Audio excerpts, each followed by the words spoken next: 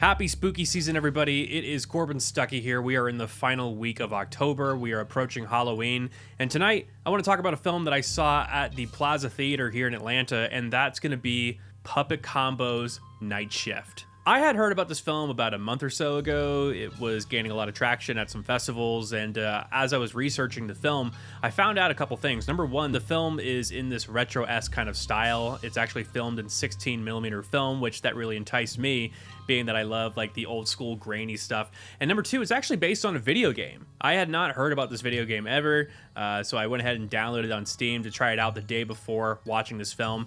I guess I should talk about the video game before talking about the film. Night Shift is actually a prologue to a series of video games called Stay Out of the House, where the idea is that you are captive in this household, you're trying to escape the clutches of a serial killer, and Night Shift is actually the events that happen before this video game. You are a gas station clerk who is running the night shift, and you start to notice some very weird things that are happening around your shift. Mainly, there are weird individuals that come into the store and just kind of look at you and slowly walk around, and you're wondering, like, what's that about, what's going on there. And then doors all of a sudden start opening, doors that are established that they shouldn't be opening in the first place. And it's all told through this very PS1 kind of style graphics, very retro, very just low quality oriented. There is also kind of a VHS kind of filter that you can have within the game, but I turned that off because I couldn't read a lot of the stuff, like the signs within the game, so I went ahead and turned that off. I found that very appealing, though, that I was trying to implement that kind of style. The only thing that I will say about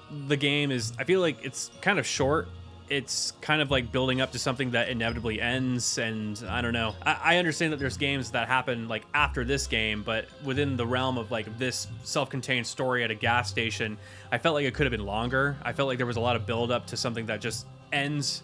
So that's kind of like my review of Night Shift, the video game. But the movie, this is very interesting. It's actually directed by the same director of the video game. He actually went ahead and directed a movie adaptation, which is kind of unheard of, but it follows the same plot of the video game, but adds a little bit more days to it to convey more stuff that happens before these events that happen in the video game. It's about a woman named Deborah who is desperate at finding a job, and she's not really having a whole lot of luck with these interviews that she's going to, and she finally finds a job at a very low down gas station. Everything starts out fine for the most part. She works throughout the days, but when she gets to the third day, her manager requires her to come in on the night shift because someone goes missing. And that's when things start to get very interesting in this story. And the most interesting aspect about this is that it is filmed in this very B-movie-like quality. It's in 16 millimeter, it's completely grainy, and the edit is not that good. This is essentially like a trauma film, and I loved it.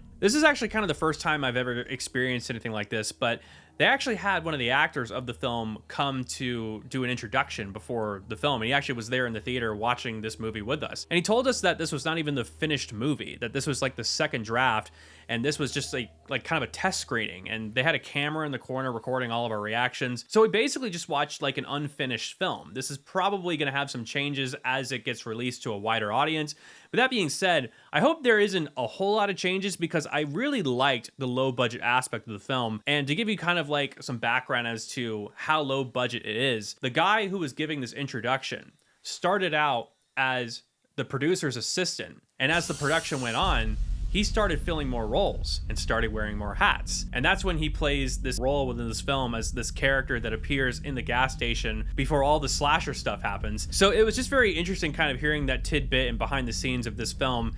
And clearly, this was just very small budget. This is also another note to give you a sense of how unfinished this film is. They didn't even have credits yet. The film just ended with the title card, and we were expecting credits, and then the lights came on in the theater, and we were like, oh, okay. And I heard the actor guy in the back say, like, oh, I guess they didn't add the credits yet. That was hilarious. That was like the realest thing ever. And I think the small budget is actually kind of the heart of this film. Like, this is clearly trying to be a B-level film. As you're watching the film, there's so many inconsistencies and cuts.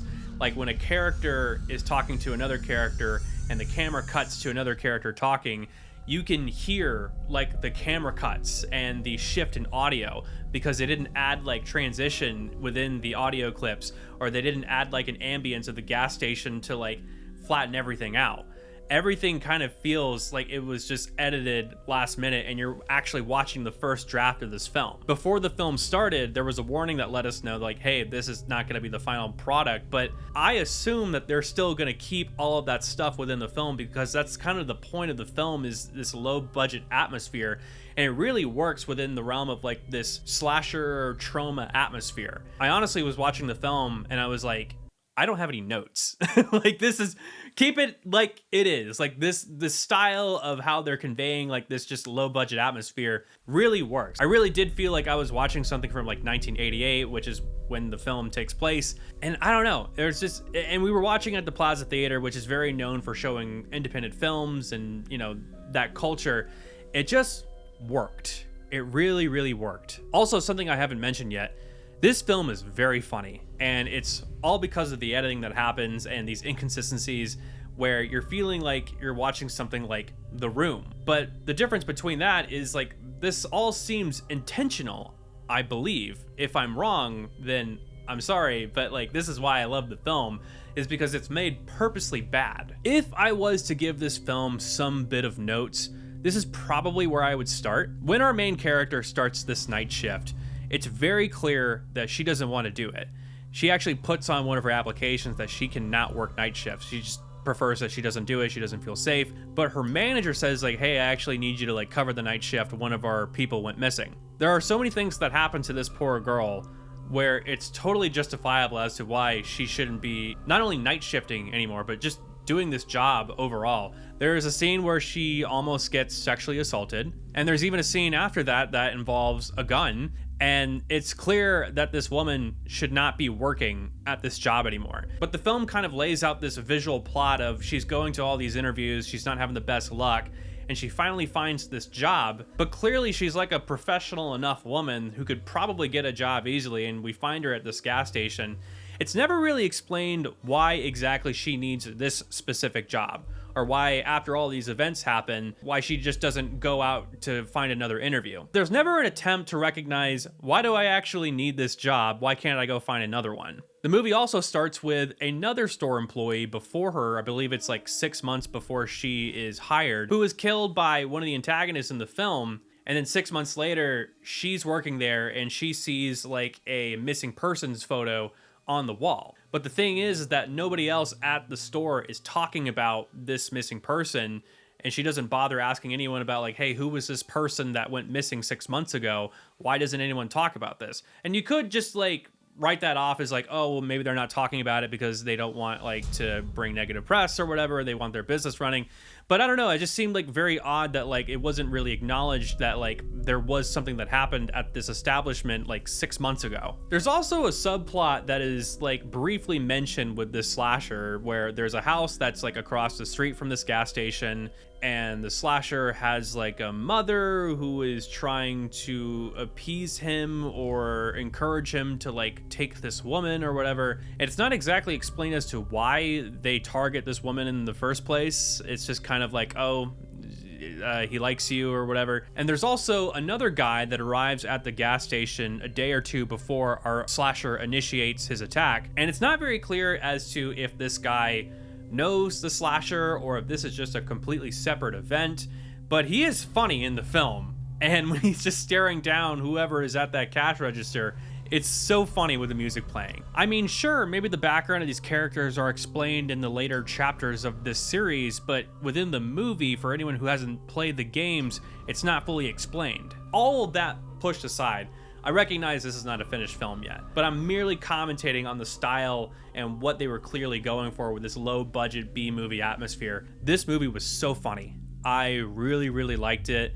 It's clearly trying to pay homage to like cheap B movies of like the 80s, but with a little trauma. And I really, really like this film. I can't wait to see the final product. Again, this is just kind of like my thoughts on this draft that I saw tonight. I think they mentioned that it was like the second draft or whatever, but for the most part, from what I saw, this was very interesting. As someone who wasn't a fan of the video game before, who played it just briefly before watching this film, I really enjoyed this film. Really want to see what this evolves into, but if it just kind of stays within this atmosphere of this cheap like setting, I'm totally okay with the tone that this film has now. Again, I think it just needs a little bit more story within what's going on with this slasher and this family that lives across the street. So yeah, guys, that was my review of Night Shift. Comment down below if you've seen this movie yet. I would love to talk to someone about this to gain their kind of like thoughts on the film. And please subscribe to my channel if you haven't yet for more movie news, gaming content, and so on. Thank you guys so much. I'm Corbin Stuckey, and thank you for watching.